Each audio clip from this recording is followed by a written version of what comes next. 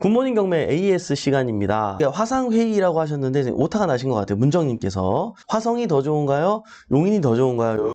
화성도 괜찮고 용인도 괜찮아요. 그죠? 개발 계획이 계속 준비되어 있다는 거. 그리고 잡혀 있는 것도 되게 많고, 그거대로 추진이 안 되면은 모르겠는데 추진이 된다는 거. 또 하나 중요한 사실은요.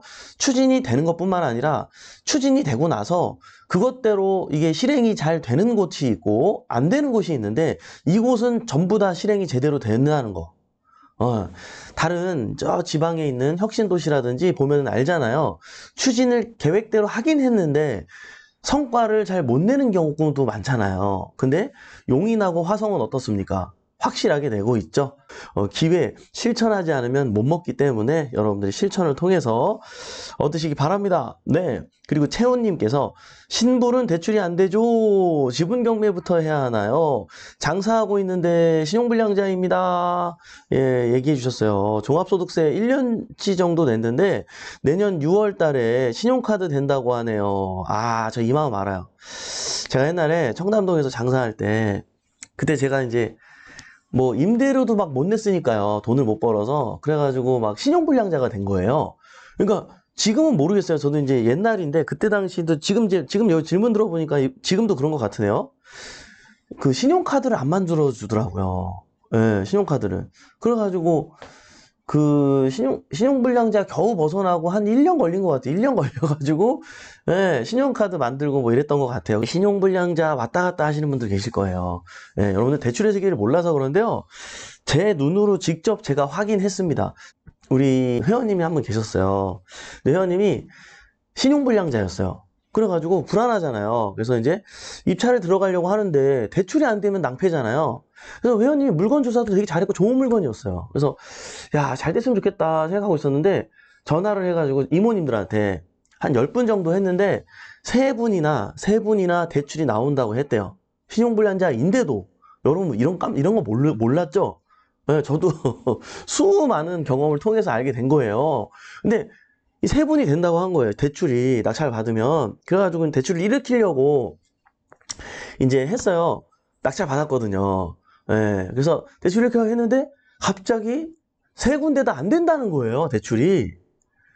아, 왜 안 돼? 왜 안 된대요? 그랬더니 사실은 조금 우리 회원님이 부끄러워가지고 지금 신용카드를 사용하고 단기 연체가 있었던 거는 이모님들한테 얘기를 안 했대요. 근데 지금 대출을 일으키려고 하는데 그게 떠가지고 안 된다고, 못 해준다고. 이분 신용도 불량인데 단기 카드 연체까지 있다고 지금 이런 상황이 된 거예요. 그러니까 좀 애매하죠. 이미 일은 저질러졌고, 예, 본인이 부끄러워서 카드 단기 연체를 말을 안 한 거예요. 그것 때문에 문제가 돼가지고 세 군데다 우리 못 해주겠다. 이거 왜 얘기 안 하셨냐. 이런 상황이 벌어진 거죠. 얼마나 황당합니까? 이 드라마의 끝 궁금하지 않으세요? 네? 제 표정을 보면 알겠죠? 네. 저 지방에 어느 그 단위 은행에서 해주셨는데요. 새마을금고였어요. 근데 새마을금고였는데 뭐 그대로 똑같이 정상인들하고 똑같이 70%인가 80%인가 받았어요. 대출 됩니다. 되긴 돼요. 예, 근데 이제 막 모든 은행이 환영하는 건 아니고 개중에 해주는 은행이 있어요. 이런 게 있습니다, 여러분. 사실 지분 물건도요. 개중에 해주는 은행이 있어요. 근데 그런 것까지 찾기가 힘들고 이제 고되고 그러니까는 굳이 이제 지분은 대출이 안 됩니다라고 우리도 그렇게 얘기하고 왜냐면 굉장히 힘드니까 또 되는 줄 알고 했다가 안 되면 또 어떻게 그죠? 무조건 또 뭐 다 되는 건 아니기 때문에 이런 현실적으로 여러분이 경험하지 못해서 아마 모르고 계실 텐데 굉장히 이 채훈님께서 중요한 질문을 해주신 거예요. 제가 지금 얘기한 게 실제로 있었던 일이고요. 네, 여러분. 이게 은행도 장사기 때문에 아무리 정부의 규제 어떤 지침이 있더라도 요래조래 또 할 수 있는 방법들이 다 나오긴 나오더라고요. 여러분들 실전을 말씀을 드려봅니다. 제가 방송을 하면은 그 내용에 때로는 말도 안 되는 내용이다. 나는 그렇게 생각하지 않는다. 뭐 악플일 수도 있고 반대 의견일 수도 있고 예, 다양한 의견이 이제 또 남기기도 해주시는데요. 그 부분에 대해서 요거를 제가 이렇게 글로 쓰기에는 너무 많은 얘기를 해야 되고 그래서 이걸 읽으면서 현실적으로 이런 내용에 대해서도 우리가 팩트 체크를 할 내용들이 있을 것 같아서 좀 가지고 와봤어요. 일단 의견을 주셔서 너무 감사합니다. 왜냐면은 악플도 관심이거든요. 그죠? 그래도 보셨기 때문에 우리 반대되는 입장을 가지신 분 입장에서 의견을 올려주신 거잖아요. 이것도 관심이죠. 관심이 없다면 싸움도 일어나지 않죠. 아예 무시하잖아요. 무시하지 않고 함께 해주셔서 감사하고요. 자, 한국이 금리를 낮게 유지한 게 잘한 것처럼 말씀하시네요. 즐겨보는 채널이지만 너무 1차원적이신 생각이십니다. 말씀하셨듯이 금리를 다른 국가처럼 올렸으면 도산하는 회사들 꽤 됐겠죠. 근데요, 다른 나라는 그걸 몰라서 올렸을까요? 유튜브 보고 있는 우리가 아는 걸? 물가가 높아지면 서민 경제가 엄청난 타격을 입게 되죠. 맞는 말이죠. 그죠? 물가가 높아지면 모든 국민이 먹고 살기 힘들어지는 건 당연하고, 금리에 영향을 안 받는 은행 빚이 없는 회사들도 부도가 나게 되죠. 맞는 얘기예요. 그래서 국가는 물가를 낮추기 위한 여러 가지 방법을 취하는데 대표적인 행위가 물가의 가격은 수요와 공급의 법칙에 따라 정해지므로 첫째, 생산 증대를 통한 물가 안정. 예, 우리가 아파트 같은 경우도 지금 공급 물량이 없다. 예, 이거 안정을 위해서는 더 많이 공급을 늘려야 된다. 뭐 이런 의견을 이제 이렇게 잘 표현해 주신 거죠. 둘째, 소비 감소를 통한 물가 안정. 맞죠? 예, 소비가 그만큼 덜 일어나야 물가가 안정이 될 거 아니에요. 실물 자산 같은 경우는 더욱 그렇죠. 왜? 사고자 하는 사람들이 많아지면 경쟁이 붙어서 오르게 되고, 그걸 알고 있기 때문에 오르니까 재미가 있으니까 물량을 많이 내놓을 것도 걷어들이고 이런 상황이 벌어지기 때문에 뭐 틀린 얘기 아니에요. 그죠? 그래서 이 상황에서 정부에서 할 수 있는 것이 바로 금리 인상을 통해 소비를 줄여 물가를 잡는 것이지요. 다른 선진국이 바보라서 금리를 인상한 게 아니에요. 그쵸? 예. 근데 제가 바보라서 금리를 인상했다고 얘기했을까요? 그러지는 않았어요.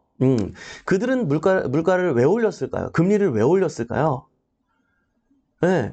우리나라처럼 낮춘 상태로 유지했다가는 IMF가 올 수 있기 때문에, 그 나라가 디폴트가 올 수가 있기 때문에 그쪽에서는 미국만큼 안 따라갈 수가 없는 거예요. 때로는 브라질 같은 경우는 11%가 넘었잖아요. 기준금리가. 왜 그랬어요? 그렇게까지 미국 이상 안 올리면 큰일 나니까. 옛날에 베네수엘라의 상황이 올 수가 있기 때문에, 종이가 그냥 뭐 쓰레기 많지도 못한 이런 상황이 올 수가 있기 때문에 안 그럴 수가 없었던 거예요. 이해되시나요, 여러분? 이거를 정확하게 여러분들 이해하셔야 돼요. 예.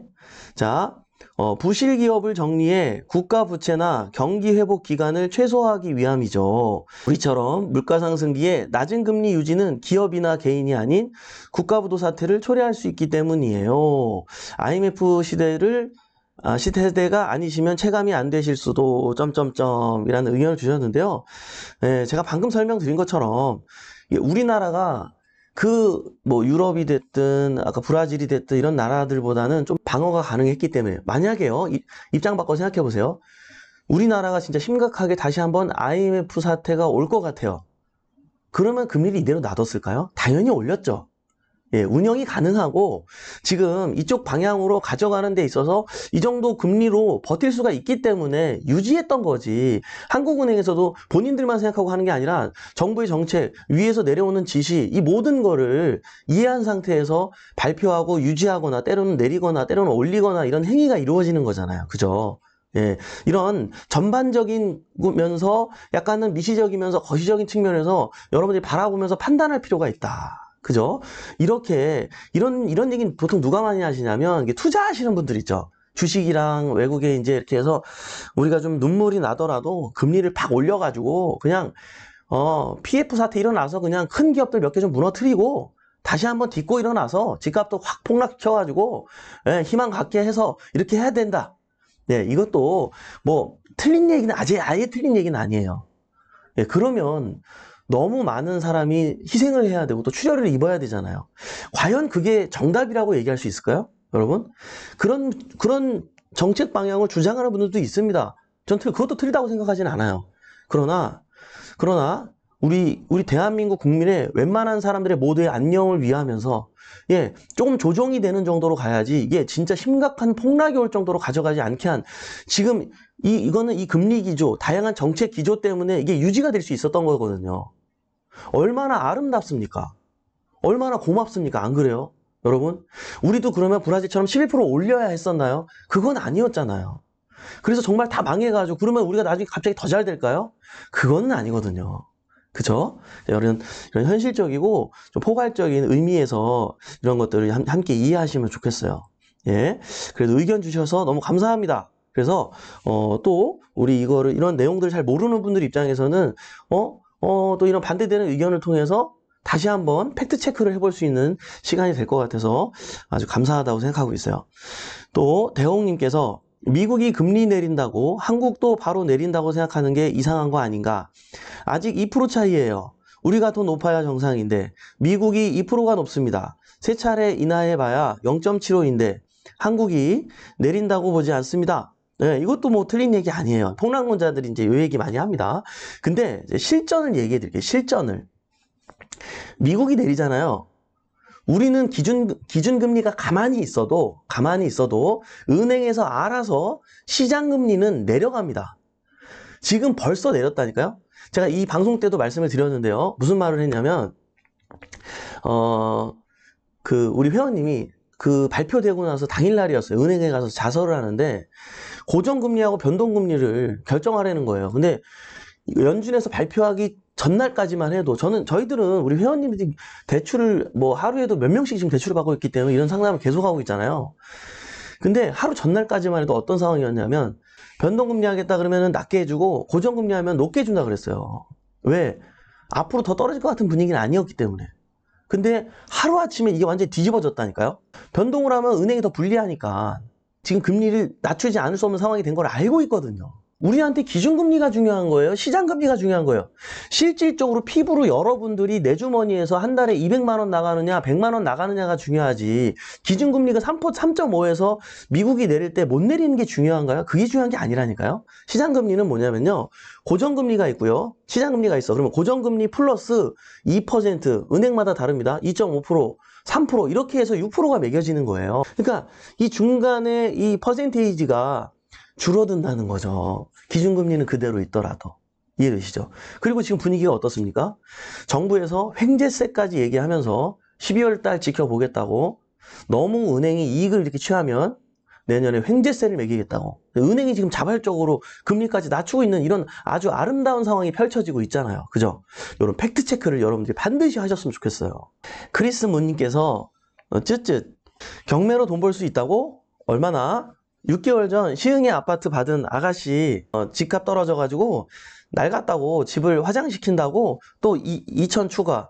그런데 오히려 1천 더 떨어져 순식간에 5천 날렸다는데 제발 잘 알고 하시라. 이제 이렇게 충고를 주셨어요. 그러니까 그래서 내가 그랬잖아요.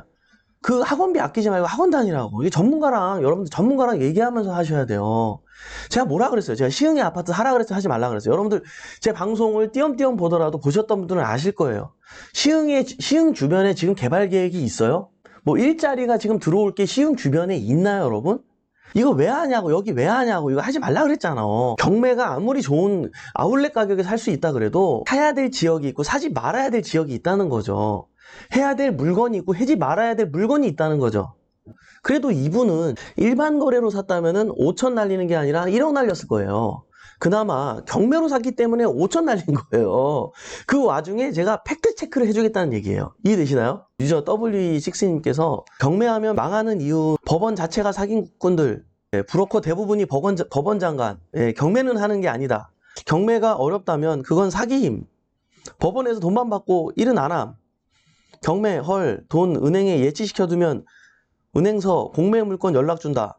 저도 이 부분에 대해서 공감하는 부분이 있어요. 그러나 이걸 통해서 경제적 자유로 가시는 분들이 발생하고 있고 또 여러 가지 경험을 통해서 이런 분들을 내가 또 보았다면 내 눈으로 확인을 했다면 충분히 도전해볼 만한 가치가 있지 않을까요? 사기가 없는 분야가 있을까요? 사실 어느 분야나 다 있어요. 또 부동산 쪽도 여러분들 또 개발 계획 많은 토지 이런 시장에 가보잖아요. 또 그런 거 가지고 또 이렇게 하시는 분도 있어요, 없어요? 다 있어요, 또. 다른 분야도 다 있고. 여러분 또 프랜차이즈 사업 해봤어요, 여러분? 우리가 이렇게 흔히 알고 있는 그 큰 회사들, 여러분들한테 정말 아름다운 미래만 얘기하고 현실적인 건 얘기 안 해가지고 사실 그분들한테 당하는 소상공인들 얼마나 많은지 아세요, 여러분? 네? 지금 프랜차이즈 하시는 분들은 아마 다 알고 계실 거예요. 근데 이걸 외부로 제대로 얘기를 못해요. 왜? 나는 지금 이거 털고 권리금 받고 나가야 되는데 이 진실을 얘기했다가는 안 팔리니까요. 여러분, 이게 모든 분야가 다 있다니까, 존재한다니까요. 그죠? 그러니까 부정적인 거 말고 그 안에서 어떻게 하면 내가 당하니까 어떻게 하면 안 당해야지 이런 중심만 가지면 되는 거예요. 그렇게 해서 경제적 자유를 이룬 분들이 있다고 하니까 그것만 따라하면서 하면 되지 않겠습니까? 아울러서 이런 반대되는 의견도 감사합니다. 이게 관심이 있기 때문에 진짜 써주신 거잖아요. 그죠? 오늘도 이렇게 유한한 인생에서 소중한 시간을 함께 해주신 여러분 대단히 감사합니다. 매일 아침 행복한 부자가 되고 싶다면 굿모닝 경매와 함께 하시죠. 저는 또 내일 아침에 활기찬 모습으로 찾아뵙도록 하겠습니다. 지금까지 백복천의 성재 멘토였습니다. 우리 같이 잘 됩시다. 화이팅!